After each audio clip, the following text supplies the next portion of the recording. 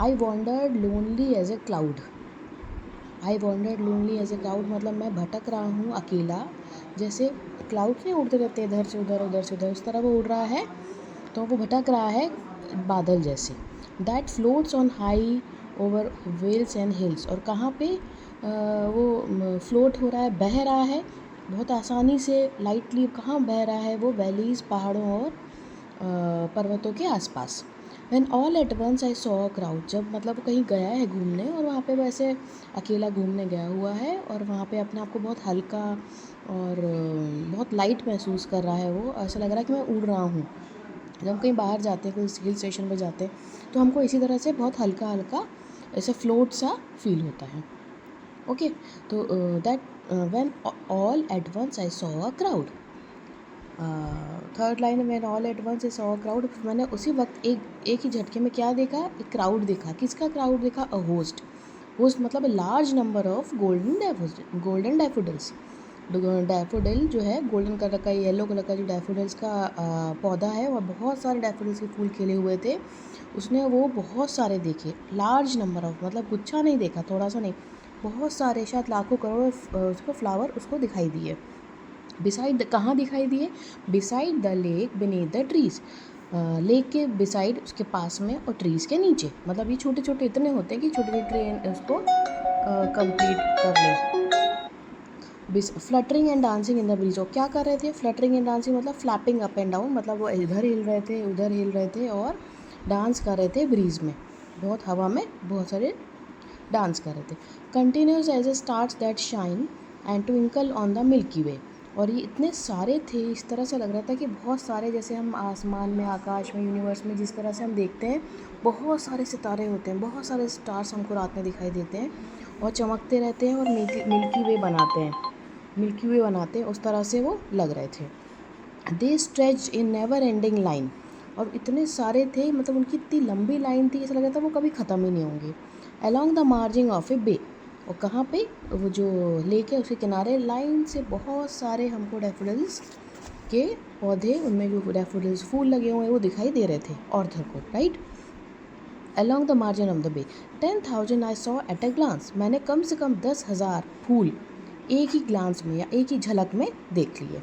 Tossing their head in sprightly dance, tossing their head का मतलब वो अपने सिर हिला रहे थे, क्योंकि जब छोटे छोटे फूल खिलते हैं ना, बहुत ऐसा नहीं, बहुत बड़ा पेड़ नहीं होता, छोटा छोटा बहुत एक एक फिट का मुश्किल से पेड़ होता है, और ये ऐसे ऐसे अपना सिर हिला रहे थे। ठीक है, होपफुली आपको समझ में आया हो। तो ये क्या हो रहा है यहाँ पे? एक ऑथर है, वो कहीं घूमने गया है, उसने डैफोडिल्स फूल देखे हैं, तो वो अपनी फीलिंग एक्सप्रेस कर रहा है कि वो किस तरह से उनको देखने को मिला, वो कैसे थे, ये गोल्डन कलर के थे, कितने सारे थे, ये सब वो अपनी फीलिंग्स इस फर्स्ट वाले पैराग्राफ में और सेकंड वाले पैराग्राफ में एक्सप्रेस कर रहा है, कहाँ दिखे और वो किस तरह दिख रहे थे। Now we come to a third paragraph. The waves beside them dance but they outdid the sparkling waves, है ना। The wave beside them dance, मतलब जो वेव है क्या है, जो हवा आ रही है उनको वो क्या कर रही है? डांस करने में मजबूर कर रही है। But they outdid the sparkling waves in Italy, और वो आउटडिड का मतलब बेहतर, और बेहतर वो हिल रहे हैं, तो बहुत चमकते हुए हिलते डुलते बहुत अच्छे लग रहे हैं। A poet could not but be gay, मतलब पोएट कुड नॉट, मतलब पोएट अपने आप को वो मना भी नहीं कर पा रहा है, लेकिन वो क्या है? बी गे, गे यहाँ GAY का मतलब ये है केयर फ्री, वो अपने आप को बहुत अच्छा महसूस कर रहा है, बिल्कुल फ्री फ्री महसूस कर रहा है। इन सच ए जॉकर्न कंपनी, जॉकर्न कंपनी मतलब बहुत सुंदर, इस कंपनी में, चेयरफुल कंपनी में, जॉकर्न मतलब चेयरफुल, बहुत खुशनुमा एटमॉस्फेयर में, बहुत कंपनी। क्यों? क्योंकि उसको ऑथर को कौन कंपनी दे रहा है? ऑथर को कंपनी दे रहा है डैफोडिल्स का झुंड, पौधों का झुंड। ठीक है। I gaze and gaze but little thought, I gaze मतलब उनको देख रहा हूँ और मुझे बहुत अच्छा लग रहा है, बट लिटिल थॉट, साथ ही में एक छोटा सा मुझे विचार भी आ रहा है। What will the show to me had brought, ये मुझे इस जो व्यू है, जो सीन उसको दिख रहा है, उसने क्या उसको बहुत मतलब बोल सकते हैं बहुत क्या वो दिया उसको, क्या उसको इमेजिन करने को दिया, उसको बहुत क्या वेल्थ मिली।